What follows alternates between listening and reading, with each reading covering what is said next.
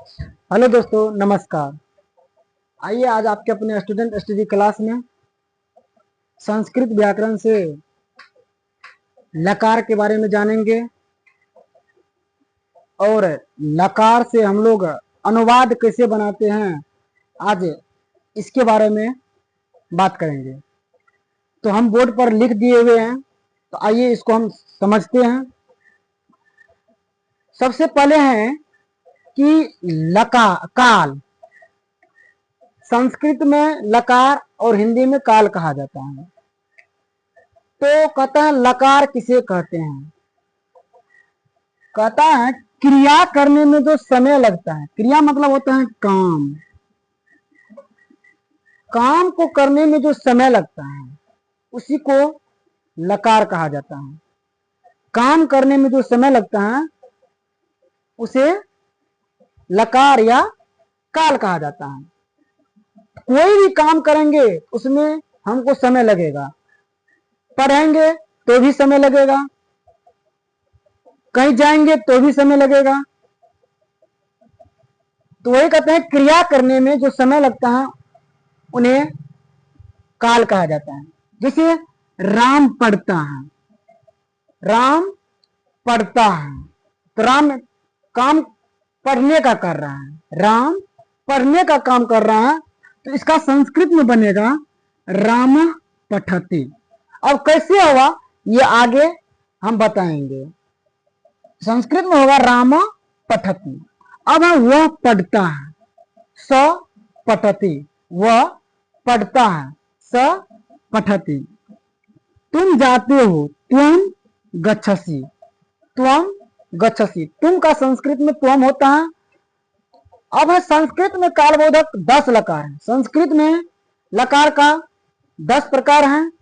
सबसे पहले है लट लकार, सबसे पहले है लट लकार, उसके बाद है लोट लकार, लंग लकार, विधिलिंग लकार, लिट लकार, लिट लकार, लेट लकार, लुंग लकार, लुट लकार और लिंग लकार। ये है संस्कृत में 10 लकार। लेकिन हम 10 लकार को नहीं पढ़ेंगे, यहां हम केवल प्रथम 5 लकार का ही उल्लेख करेंगे। इसमें हम केवल 5 लकार का ही उल्लेख करेंगे। तो अब कह रहा है कि प्रत्येक लकार में 3 पुरुष होते हैं। प्रत्येक लकार में कितना पुरुष होते हैं? 3 पुरुष होते हैं। जैसे प्रथम पुरुष, मध्यम पुरुष और उत्तम पुरुष। प्रत्येक लकार में 3 पुरुष होते हैं और प्रत्येक पुरुष में 3 वचन होते हैं, एक वचन, 2 वचन और बहुवचन। संस्कृत में वचन 3 प्रकार के होते हैं, एक वचन, द्विवचन, बहुवचन। एक वचन उसको कहते हैं जिससे एक वस्तु का बोध हो उसे एक वचन कहते हैं, जिससे 2 वस्तु का बोध हो उसे 2 वचन कहते हैं, और जिससे एक से अधिक दो से अधिक वस्तु का बोध हो उसे बहुवचन कहते हैं। तो प्रत्येक लकार में 3 पुरुष होते हैं और प्रत्येक पुरुष में 3 वचन होते हैं।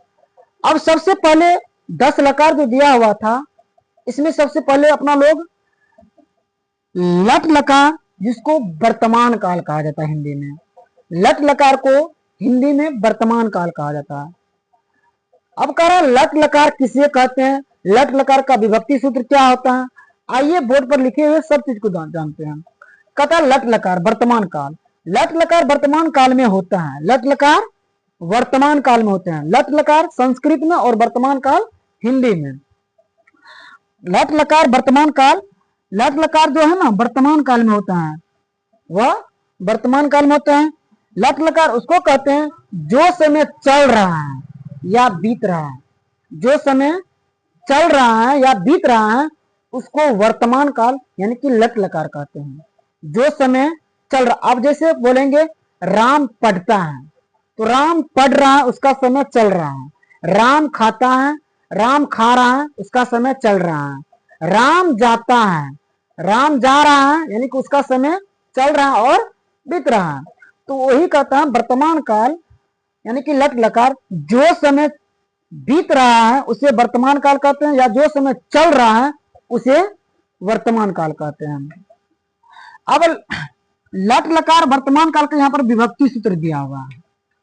लट लकार वर्तमान काल का विभक्ति सूत्र होता है प्रथम पुरुष एक वचन में ती, प्रथम पुरुष द्विवचन में त, प्रथम पुरुष बहुवचन में अंति, मध्यम पुरुष एक वचन में सी, मध्यम पुरुष द्विवचन में थ, मध्यम पुरुष बहुवचन में थ, उत्तम पुरुष एक वचन में आमी, उत्तम पुरुष द्विवचन में आव, उत्तम पुरुष बहुवचन में आमा। इसको ऐसे पढ़ेंगे ती त अंति, सी थ थ, आमी आव आमा। अब है प्रयोग। प्रयोग बनाए हैं वर्तमान काल पर, भव मतलब होता होना पर। अब देखिए भव में ती लगा दिए तो हो गया भवती, भव में त लगा दिए तो हो गया भवत, भव में अंति लगा दिए तो भवंती। इसी तरह भवती भवत भवंती, भवसी भवत भवत, भवामी भवावा भमावा।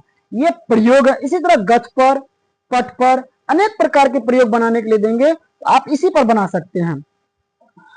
अब देखिए सबसे पहले अपना लोग समझेंगे कि अनुवाद बनाने के लिए, अनुवाद जिसे यहाँ पर अनुवाद बनाए, वह जाता है, वह जाता है, वह जाता है कौन काल?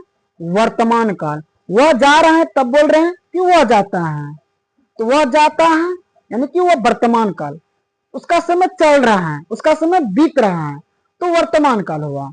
तो अब वह जाता है देखना है स्वरनाम सूत्र में वह कितना पुरुष कितना वचन में है। तो हम यहाँ पर स्वरनाम सूत्र लिख दिए हुए हैं। देखिए वह जो है प्रथम पुरुष एक वचन में है, वह प्रथम पुरुष एक वचन में है, और वह का संस्कृत होता है स। तो यहाँ पर वह का लिख देंगे स, वह का क्या लिख दिए स, वह का संस्कृत स होता है। अब जाता का होता है गच्छ, क्या होता है गच्छ। अब यहाँ पर एक बात इतना लिख दिए, अब इसमें स्वरनाम सूत्र लगाना क्या है? सबसे पहले देखिए वर्तमान सूत्र क्या लगाना है, वर्तमान सूत्र का विभक्ति सूत्र क्या लगाना है। तो स्वरनाम सूत्र अपना अभी पढ़े थे कि प्रथम पुरुष एक वचन में क्या था, स माने वह। तो अब अपना लोग वर्तमान काल में जानेंगे प्रथम पुरुष एक वचन में क्या है, ती, तो गच्छ में ती लगा देंगे तो क्या हो जाएगा गच्छति, क्या हो जाएगा गच्छति। अब यहाँ पर एक उदाहरण और लेते हैं, तुम पढ़ते हो, तुम पढ़ते हो। अच्छा तुम पढ़ते हो ये कौन काल, ये वर्तमान काल है, ये वर्तमान काल यानी कि लट लकार है। वह पढ़ रहा है तब बोल रहे हैं कि तुम पढ़ते हो, तो तुम पढ़ते हो यानी कि उसका काम बीत रहा है, चल रहा है, तुम पढ़ते हो। अब देखो तुम देखेंगे स्वरनाम सूत्र में कितना पुरुष कितना वचन में है, तो यहाँ पर देखिए तुम, तो तुम जो है मध्यम पुरुष एक वचन में है, तुम मध्यम पुरुष एक वचन में, और तुम का संस्कृत होता है त्वम, तुम का संस्कृत क्या होता है त्वम। तो तुम का यहाँ पर हम लिख देंगे त्वम, क्या लिख दिए त्वम, कोई दिक्कत नहीं। चलिए अब तुम का लिख दिए त्वम। अब क्या करना है कि तुम मध्यम पुरुष एक वचन में है और तुम जाते हो वर्तमान काल है, तो वर्तमान काल मध्यम पुरुष एक वचन में आएंगे तो देखेंगे क्या है यहाँ पर सी, और पढ़ना पढ़ते का होता है पठ, क्या होता है पठ, पढ़ना पढ़ने सबका पठ होता है। तो अब इसमें क्या लगा देंगे सी लगा देंगे, क्या लगा देंगे सी। क्यों लगा दिए सी, क्योंकि स्वरनाम सूत्र तुम जो था वह मध्यम पुरुष एक वचन में थे, मध्यम पुरुष एक वचन में था। अब तो तुम पढ़ते हो ये वर्तमान काल है, तो वर्तमान काल का विभक्ति सूत्र देखेंगे, तो वर्तमान का भी काल का विभक्ति सूत्र मध्यम पुरुष दो वचन में एक वचन में क्या है सी है, मध्यम पुरुष एक वचन में क्या है सी है। तो हम पठ में क्या लगा दिए सी लगा दिए, तो क्या हो गया पठसी। तो तुम पठसी इसका अनुवाद हुआ संस्कृत अनुवाद। अब एक उदाहरण और लेते हैं कि तुम खेलते हो, तुम नहीं, दूसरा उदाहरण ले लेते हैं कि हम लोग